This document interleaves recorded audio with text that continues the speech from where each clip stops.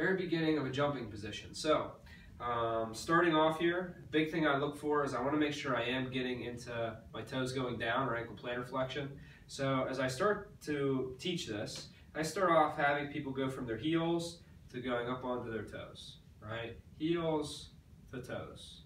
And then as they're doing okay with that, I want to see them get up to their toes a little quicker, right? So heels and then quick spring up to the toes, down slow, quick spring up. So it's a little bit of this precursor to a jumping motion, trying to get the idea of a quick contraction. You'll see from a side angle, I kind of think about sitting my butt back onto my heels and then my hips come under me as I spring up onto my toes.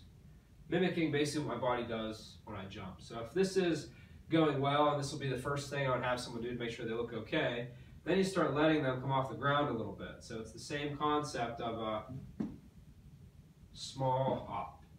And I'm really making sure that when I leave the ground, I'm not just doing it from my knees to where my feet stay kind of flat and don't move. I want to make sure that I am springing up and pointing my toes. Okay?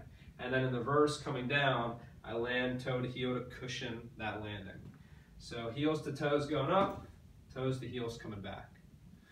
Focusing also on not letting my knees go together. So when I leave the ground, I make sure my knees stay apart. And when I land, they stay apart. And I'm trying to land as softly as I can.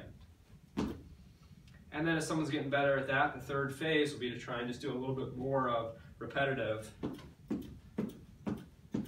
Same idea though, making sure I get that point in my toes, so when I leave the ground, I'm getting to here, and I'm not just moving from my knees.